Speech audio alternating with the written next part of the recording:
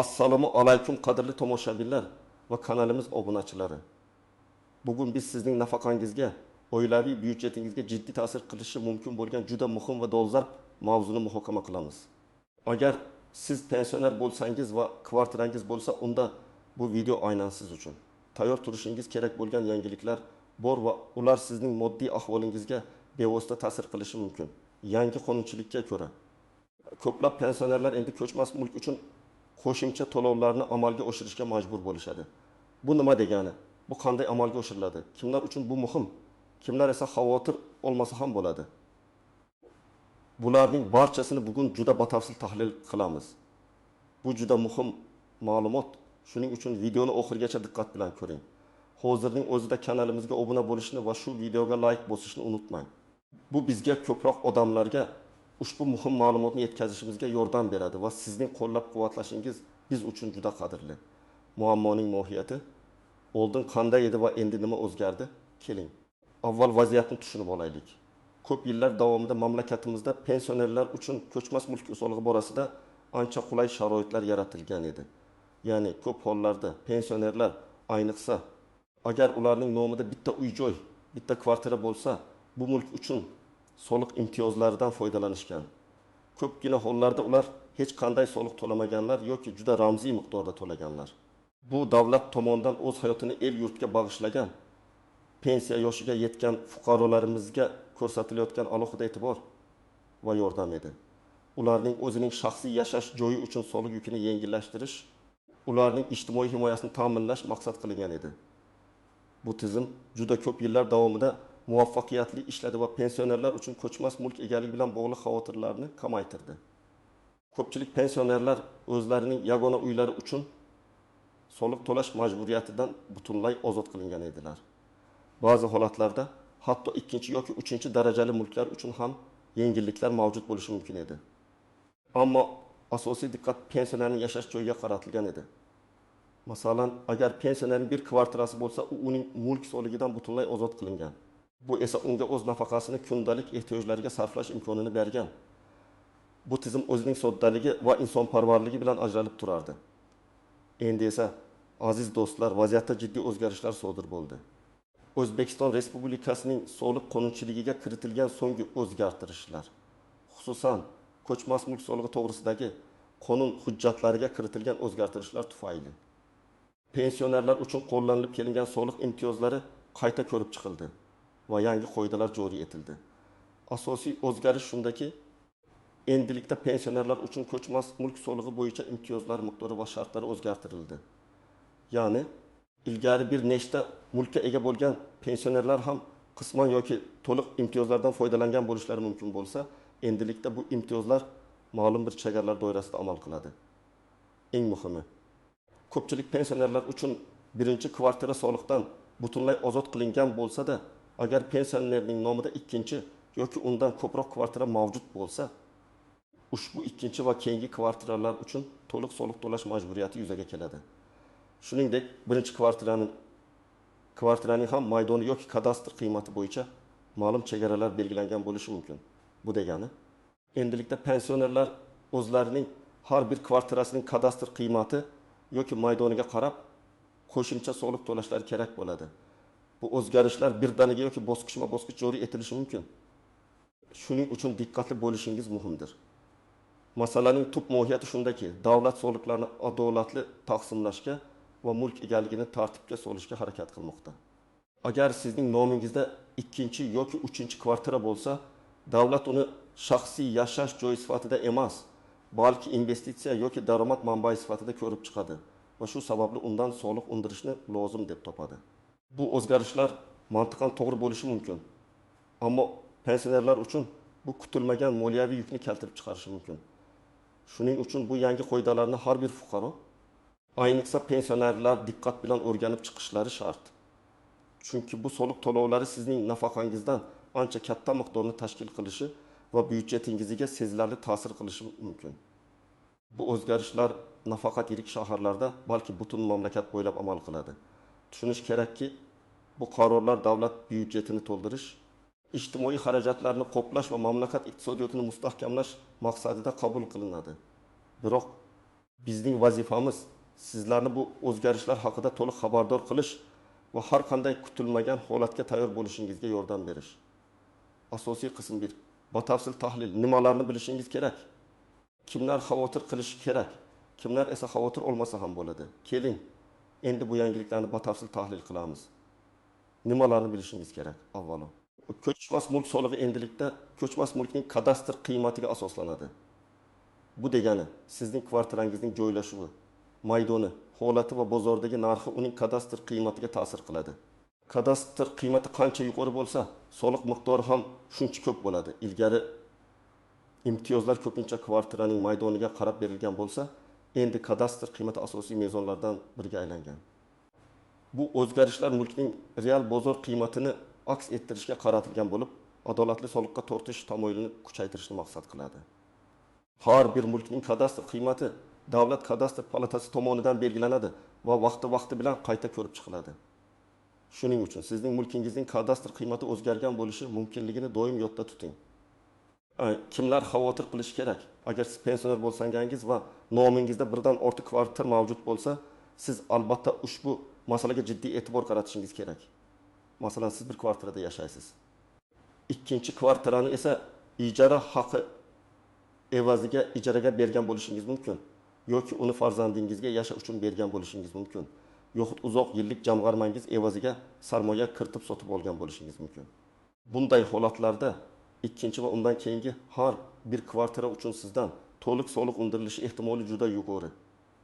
Shuningdek, agar sizning yagona kvartirangiz g'ayritabiiy darajada katta maydonga ega bo'lsa, masalan, BD 200 kvadrat metrdan ortiq yoki uning kadastr qiymati juda yuqori bo'lsa, u holda birinchi kvartira uchun ham imtiyozlar qisman amal qilishi yoki butunlay bekor qilinishi mumkin. Bu degani, sizning birinchi kvartirangizning ma'lum bir maydondan ortiq qismiga yoki ma'lum bir kadastr qiymatidan yuqori qismiga soliq solinishi mumkin. Bu esa qo'shimcha xarajatlarni keltirib chiqaradi. Endi esa keling, bir nechta aniq misollarni ko'rib chiqamiz. Ilk misol, yagona o'rtacha kvartira egasi bo'lgan pensioner 75 yoshli Mavluda buvi Toshkentning Yunusobod tumanida 6 kvadrat metrlik 3 xonali kvartirada yolg'iz yashaydi. Bu uning yagona mulki. Ushbu kvartiraning kadastr qiymati 300 million so'm.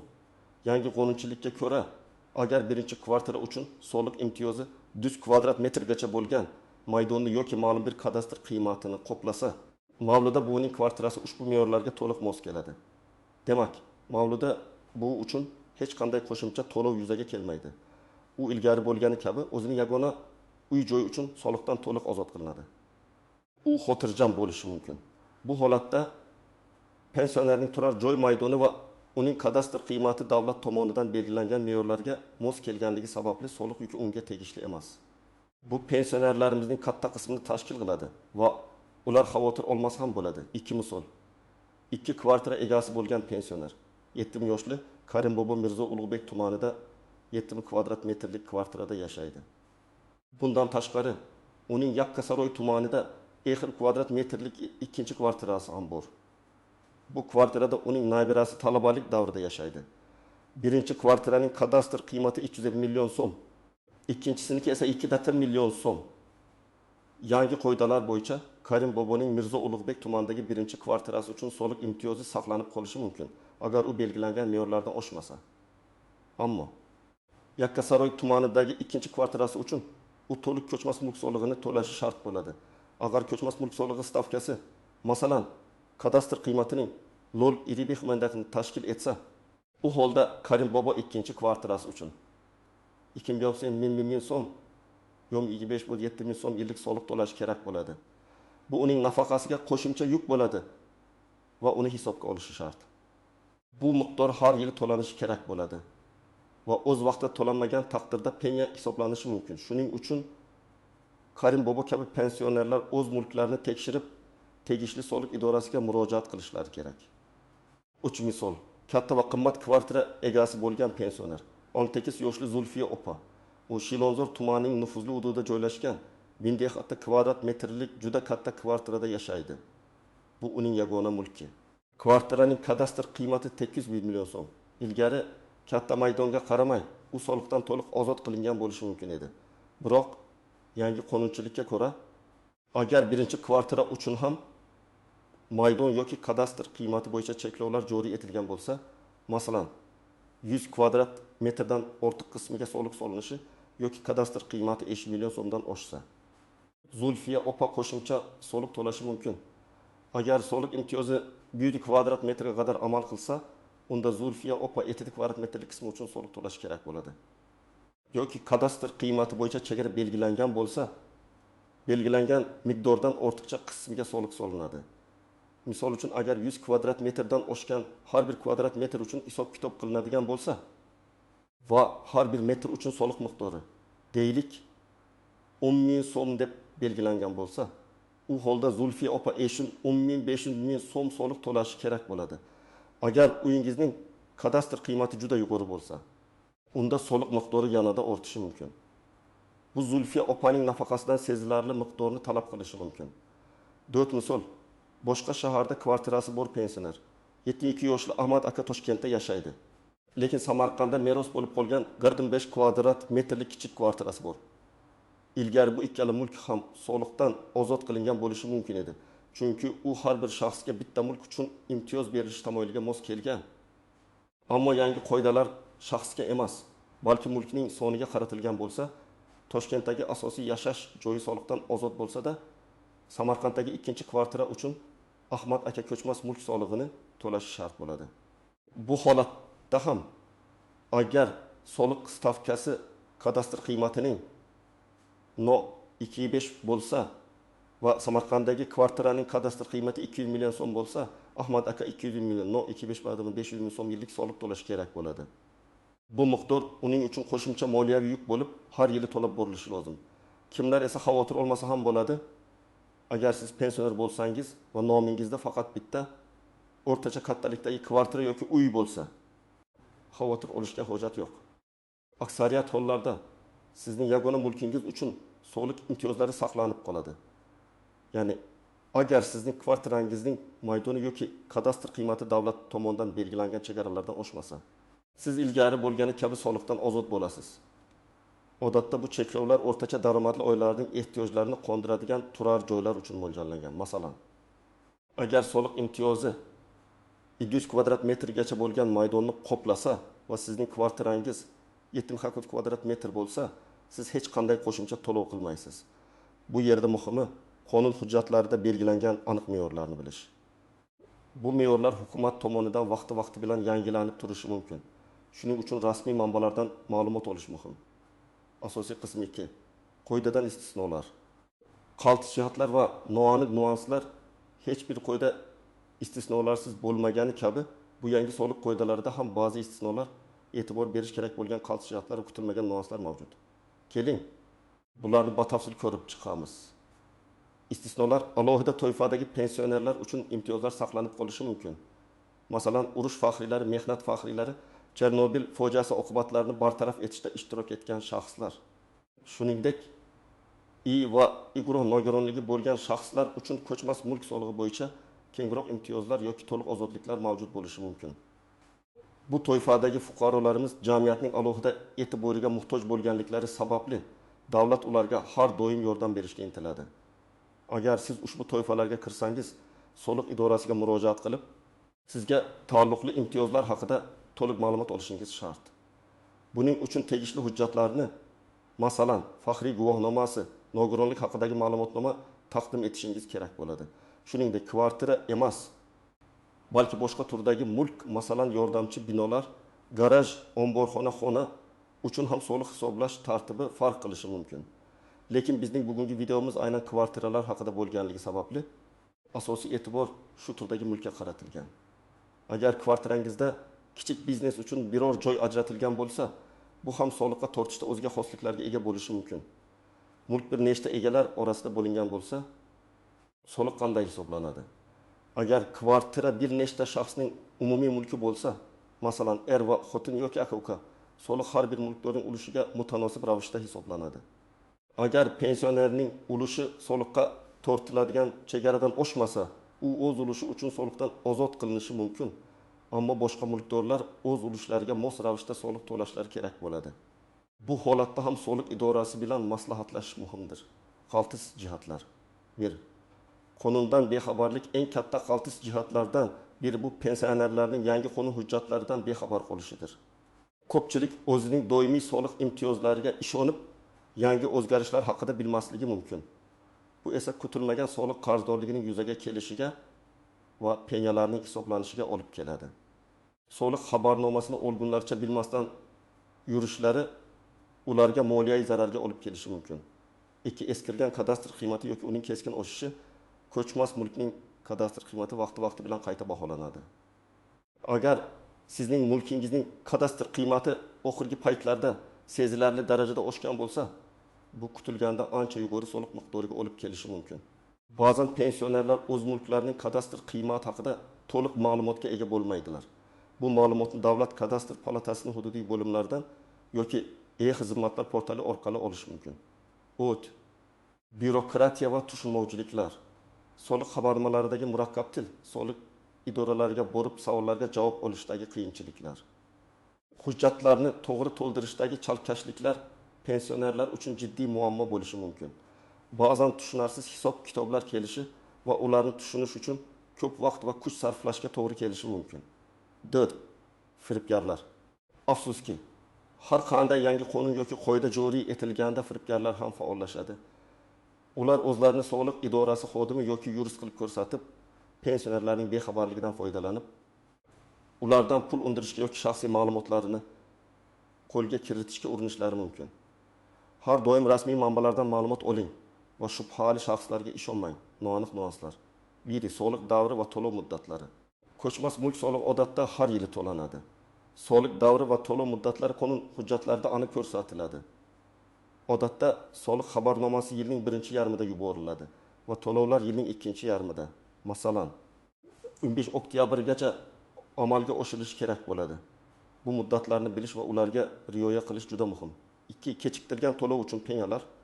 Agar soliq o'z vaqtida to'lanmasa, har bir kechiktirilgan kun uchun penya jarima hisoblanadi.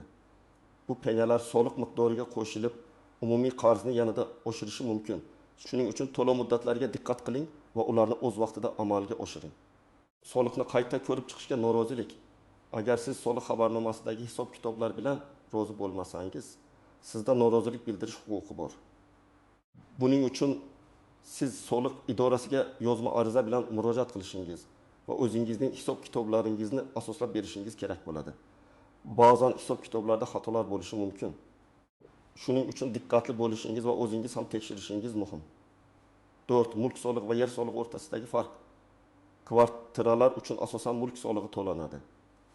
Yer solig'i esa ko'proq yer uchastkalari, shaxsiy uylar joylashgan yerlar uchun amal qiladi. Kvartira egalari uchun yer solig'i odatda ahamiyatsiz yoki kommunal to'lovlar tarkibiga kiritilgan bo'ladi, lekin bu masalani aniqlashtirish uchun soliq idorasiga murojaat qilish zarur. Bu ikkalasini chalkashtirib yubormaslik kerak.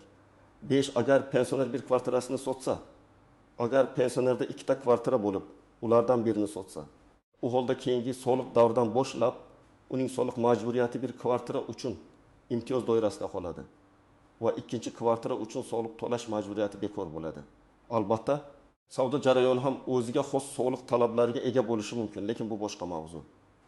6. Agar pensioner yangi mulk meros qilib olsa, agar pensioner yangi qonun kuchga kirgandan keyin qo'shimcha kvartira meros qilib olsa, bu kvartira ham ikkinchi mulk sifatida hisoblanib, unga soliq solinishi ehtimoli yuqori. Merosga ega bo'lish jarayoni ham tegishli huquqiy va soliqiy majburiyatlarni keltirib chiqaradi. Amaliy maslahatlar: nima qilish kerak? Aziz tomoshabinlar, endi eng muhim qismga o'tamiz. Bu vaziyatda nima qilishingiz kerak? Sizga aniq ko'rsatmalar beraman. Irgadan barcha mulk hujjatlaringizni tekshiring.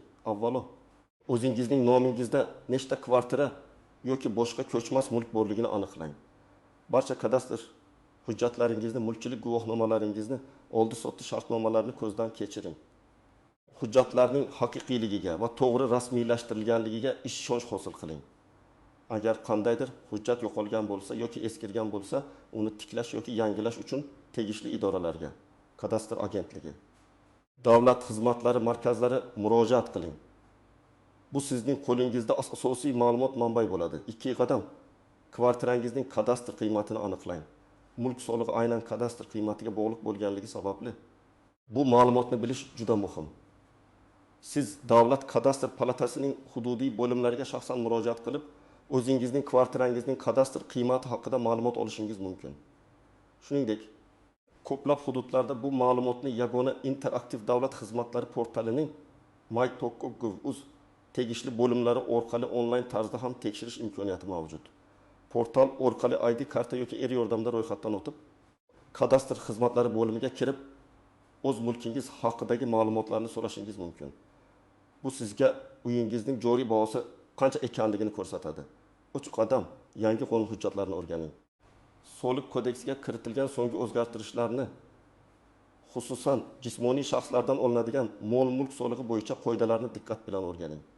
Ushbu ma'lumotlarni O'zbekiston Respublikasi Soliq qo'mitasining rasmiy veb saytidan, Soliq.uz yoki Adliya vazirligining Leh.uz huquqiy axborot portalidan topishingiz mumkin. Bu saytlarda qonun hujjatlarining rasmiy matnlari joylashtiriladi. Aynan pensionerlar uchun qanday imtiyozlar saqlanib qolgani, qanday cheklovlar joriy etilgani va soliq stavkalari qanday belgilanganini aniq bilib oling. Agar tushunishga qiynalsangiz, yuridik maslahat olishdan tortinmang. Qadam mahalliy soliq inspeksiyasiga murojaat qiling. Eng to'g'ri va ishonchli ma'lumotni olish uchun o'zingizning yashash joyingizdagi yoki mulkingiz joylashgan hududdagi Davlat soliq inspeksiyasiga shaxsan murojaat qiling. Telefon orqali bog'lanishdan ko'ra shaxsan bo'lish afzalroq.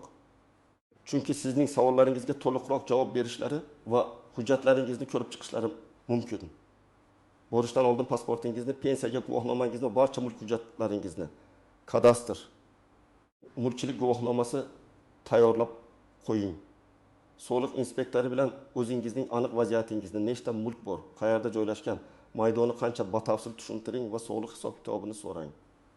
Qanday imtiyozlar qo'llanilishi mumkinligi va qancha soliq to'lashingiz kerakligini aniq so'rab oling. Yozma javob talab qilishdan ham tortinmang. 5 qadam zarur hujjatlarni to'plang. Soliq idorasiga murojaat qilishda sizdan quyidagi hujjatlar talab qilinishi mumkin.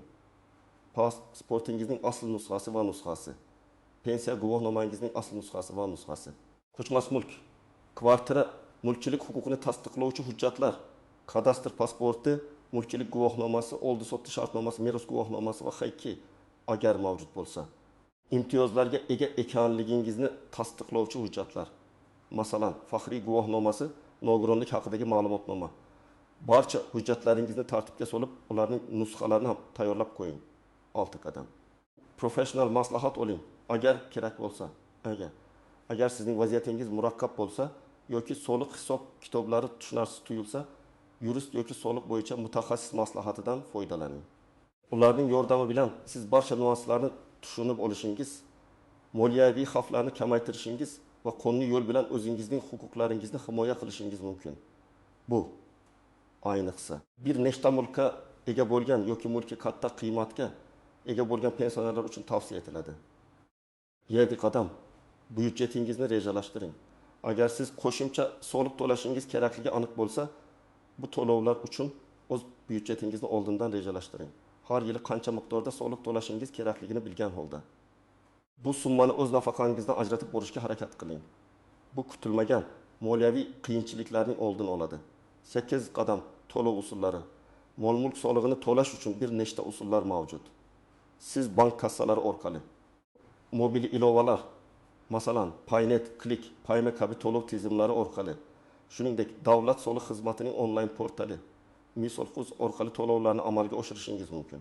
Eng qulay usulni tanlang va to'lovni o'z vaqtida amalga oshirishga harakat qiling. To'lov kvitansiyasini saqlab qo'yishni unutmang. 9 qadam, agar hisob-kitoblar bilan rozi bo'lmasangiz nima qilish kerak? Agar siz soliq inspeksiyasining hisob-kitoblari bilan rozi bo'lmasangiz yoki xato topgan bo'lsangiz, siz soliq idorasiga yozma ravishda e'tiroz bildirish huquqiga egasiz.